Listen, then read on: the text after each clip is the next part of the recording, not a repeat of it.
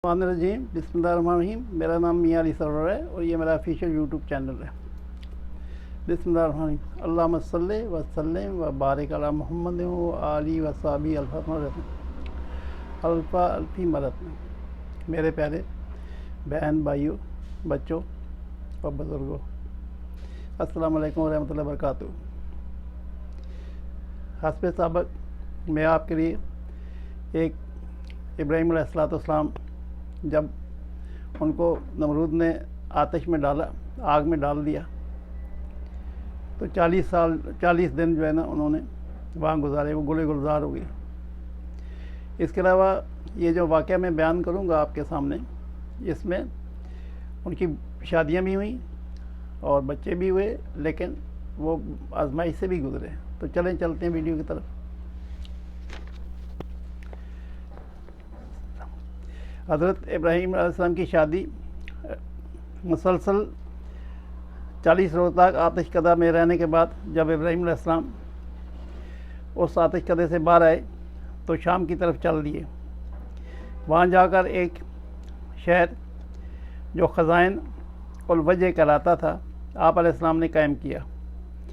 वहाँ पहुँचने के बाद आप क्या देखते हैं कि हज़ारों आदमी नफीस लिबास पहनकर अज़ीम शान शहर की तरफ जा रहे हैं।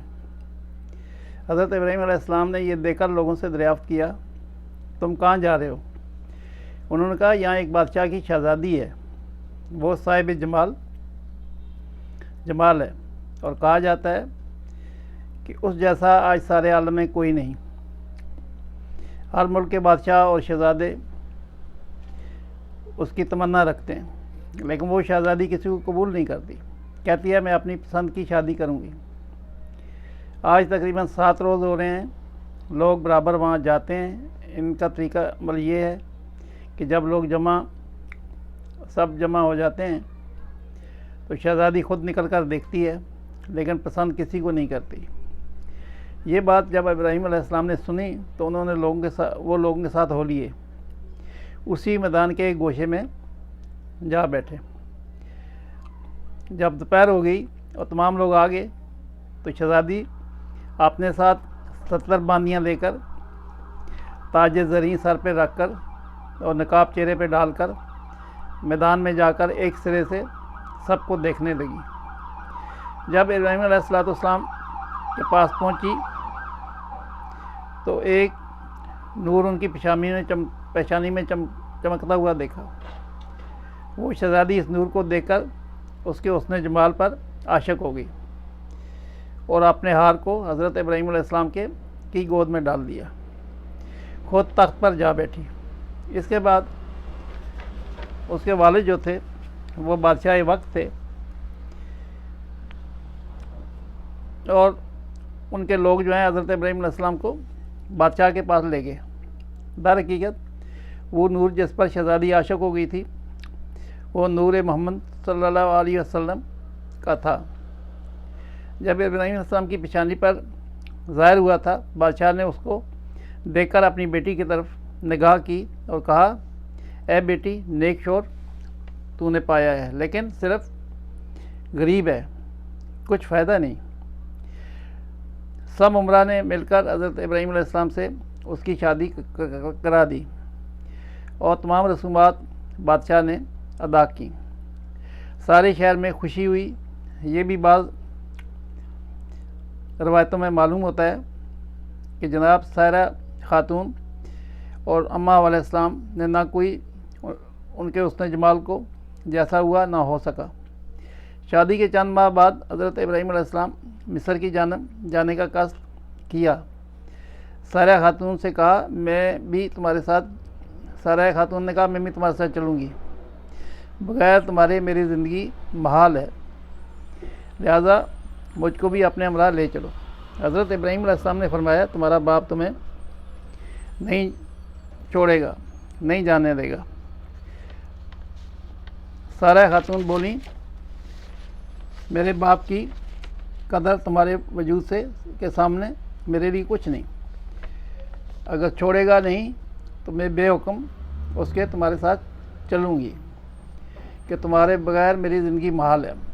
پھر سارہ خاتون نے اپنے باپ سے رخصت مانگی، اس نے ان کو اجازت دے دی، اور پھر سارہ کو بی بی کو ابراہیم علیہ السلام اپنے ساتھ لے کر شہر سے نکلے۔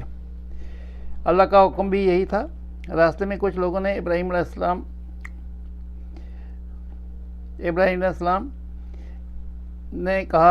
لوگوں نے کہا کہ مصر کا بادشاہ بہت ظالم ہے، وہ عورتوں کی خواہش بہت رکھتا ہے اور خوبصورت عورتوں کا بہت شوقین ہے، بہت جلد اس کی طرف مائل ہو جاتا ہے۔ اس راستے میں 10 آدمی قابض رہتے ہیں، جو کوئی مال اسباب مصر لے کر جاتا ہے اس کو پکڑ کر اس کا مال محصول کے طور پر لے لیتے ہیں، اور اگر کوئی سوداگر عورت کے ساتھ ہوتا ہے تو اس عورت کو بھی چھین لیا جاتا ہے۔ یہاں سے حضرت ابراہیم علیہ السلام کی دوسری شادی کی ابتدا ہو رہی ہے۔ یہ سن کر حضرت ابراہیم علیہ السلام اندیشہ کرنے لگے، کیونکہ حضرت ابراہیم علیہ السلام کے ساتھ سارہ خاتون سارے جہاں سے جو خوبصورت کوئی عورت نہ تھی، ان کے پاس جانے کے علاوہ کوئی دوسرا راستہ نہیں تھا۔ حضرت ابراہیم علیہ السلام نے ایک صندوق بنا کر اس میں سارہ خاتون کو چھپا کر قفل کر لگا دیا اور صندوق کو اونٹ پر کسوا دیا اور شہر میں جا پہنچے۔ محصول کرنے والے صندوق کھولنے لگے تو اسے دیکھ کر اس کا محصول وصول کریں۔ حضرت ابراہیم علیہ السلام نے فرمایا، صندوق مت کھولو، اس کا جتنا محصول ہوگا میں ادا کروں گا، اگر تم چاہو تو صندوق کے برابر سونا چاندی بھی لے لو۔ اس پر وہ اور بھی ان کو اشتیاق ہوا کہ نامعلوم صندوق کو ضرور کھولنا چاہیے۔ چنانچہ انہوں نے بے حد اصرار پر صندوق کو کھولا۔ دیکھتے ہیں کہ ایک عورت صاحب جمال حسن والی اس میں بیٹھی ہے، جس جیسی تلاش کرنا چاہیں بھی تو مشکل ہے۔ جب محصول والے حضرت ابراہیم علیہ السلام اور بی بی سائرہ خاتون کو لے کر بادشاہ کے نزدیک گئے تو بادشاہ ملعون نے پوچھا، کیا یہ عورت تمہاری بیوی ہے؟ ابراہیم علیہ السلام نے کہا، انہوں نے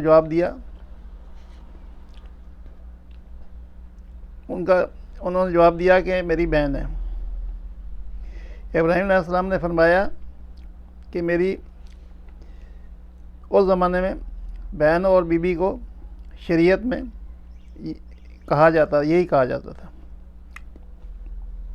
جواب سن کر اس ملعون نے کہا، تم اپنی بہن کو مجھے دے دو۔ ابراہیم علیہ السلام نے فرمایا، وہ اپنی مرضی کی مالک ہے۔ سارہ خاتون نے کہا، میں پناہ مانگتی ہوں اللہ سے۔ وہ ملعون ہنسا اور حکم دیا کہ ان کو حمام میں لے جاؤ، نہلا دھلا کر لباس فاخرہ پہنا کر خوشبو میں معطر کر کے میرے پاس لاؤ۔ ملعون کے حکم پہ ایسے ہی کیا گیا۔ اللہ نے جبرائیل علیہ السلام کو بھیجا۔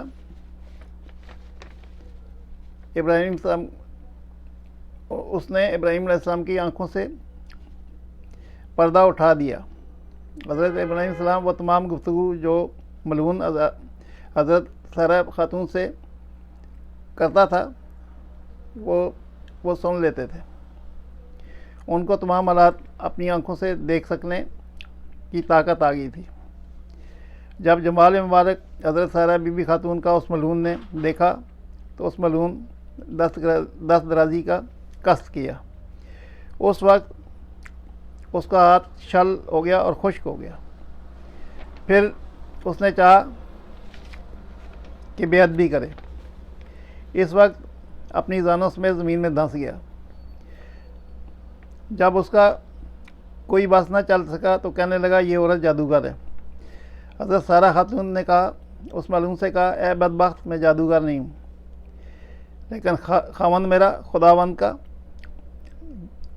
خداوند قدوس کا دوست ہے، جو سب کی نگہبانی کرنے والا ہے، اللہ کی دربار میں دعا کرتا ہے تاکہ اسے مجھے بے عزت نہ کر سکے۔ یہ سن کر اس نے توبہ کی، فی الفور ہاتھ اس کا درست ہو گیا، زمین نے بھی اس کو چھوڑ دیا۔ جب دوسری مرتبہ سارہ خاتون کو نظر بد سے دیکھا، اسی وقت اندھا ہو گیا۔ تو اس ملعون نے کہا کہ اے بی بی معصوم، میرے حال پر دعا کرو، میں اس کام سے ہمیشہ کے لیے توبہ کرتا ہوں۔ سارہ خاتون نے اس کے لیے دعا کی تو آنکھیں ٹھیک ہو گئیں۔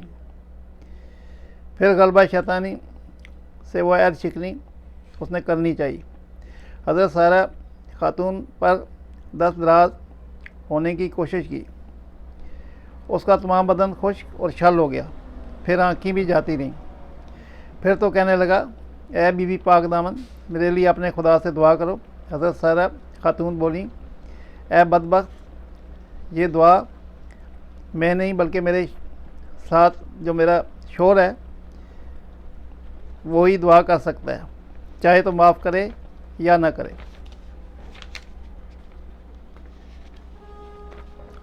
اس نے کہا ابراہیم علیہ السلام کو یہاں لاؤ۔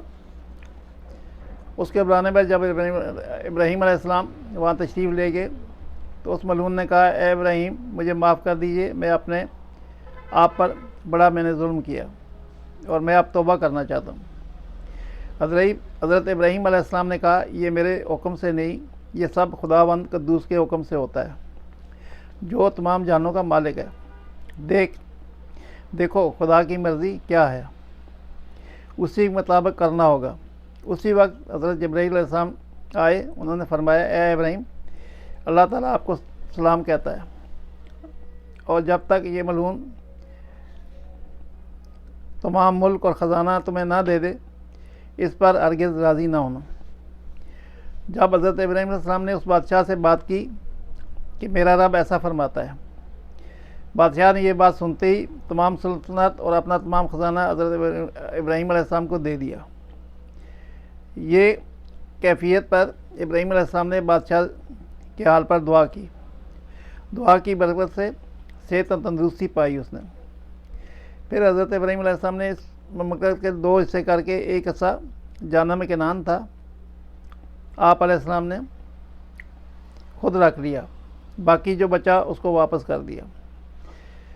بادشاہ کی ایک صاحبزادی دوشیزہ نیک سیرت صاحب جمال اس کو بلا کر کہا اے نیک بخت بی بی، میں نے تمہاری بے امرتی کی سخت کوشش کی اور تم کو دیکھ کر اندیشہ بد کیا، معاف کرنے کے شکرانے پر یہ بی بی ہاجرہ تم کو دیتا ہوں، اور جو گناہ اور تقصیریں مجھ سے ہوئیں معاف کیجیے گا۔ حضرت ابراہیم علیہ السلام اور حضرت سارہ بی بی خاتون اور بی بی ہاجرہ کو لے کر کنعان کی طرف چلے۔ راستے میں حضرت سارہ خاتون نے اپنا سارا حال جو بادشاہ کے ساتھ گزرا تھا بیان کیا۔ حضرت ابراہیم علیہ السلام نے کہا اے سارہ خاتون، تم خاطر جمع کرو، اب کچھ اندیشہ مت کرو، اللہ نے اپنے فضل و کرم سے میری آنکھوں کے سامنے پردہ غیب اٹھا دیا۔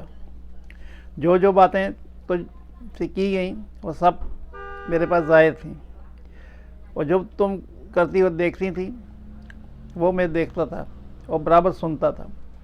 اس کے بعد اس کے سارہ خاتون اور بی بی ہاجرہ کو حضرت ابراہیم علیہ السلام کی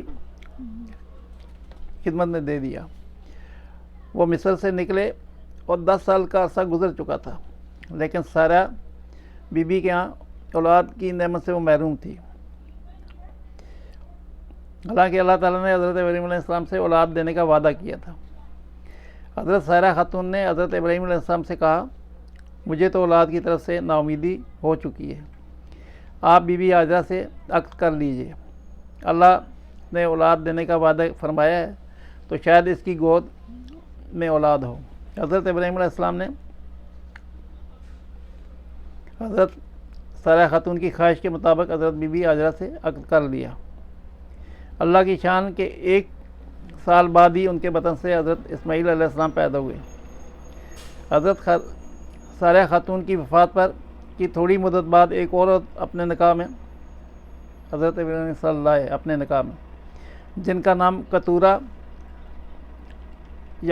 تھا، جس کے بطن سے 6 بیٹے پیدا ہوئے۔ حضرت ابراہیم علیہ السلام نے ایک عورت سے بھی نکاح کیا جس کا نام ہاجورہ تھا۔ ایک اور جگہ اس بی بی کا نام ہجوم یا حجم بھی لکھا گیا ہے۔ ان کے بطن سے ابراہیم علیہ السلام کے 7 بیٹے پیدا ہوئے۔ پیارے بہن بھائیوں اور بچوں، بزرگوں، السلام علیکم۔ دیکھیں، یہ جو میں آپ کے سامنے ویڈیوز پیش کرتا ہوں، اس سے ہماری نالج میں اضافہ ہوتا ہے اور یہ بہت ضروری ہے ہمارے لیے، تاکہ ہم پس منظر دیکھیں اور ہمارے پیغمبروں نے پیارے، وہ بھی جد امجد ہیں، حضرت ابراہیم علیہ السلام، کئی ہزار پیغمبر ان کے وطن سے، ان کی نسل سے ہیں، تو ان کے بارے میں ہماری معلومات ہونی چاہیے۔ اس سے بہت فائدہ ہوتا ہے اور ثواب بھی ہوتا ہے۔ تو دعا کریں اللہ تعالیٰ ہمارے حال پہ رحم فرمائے۔ صلی اللہ تعالیٰ علیہ خیر خلق محمد و آلہ صحابہ اجمعین برحمتک یا ارحم الراحمین۔ اگر زندگی رہی تو کل ملاقات ہوگی۔ اللہ حافظ، السلام علیکم۔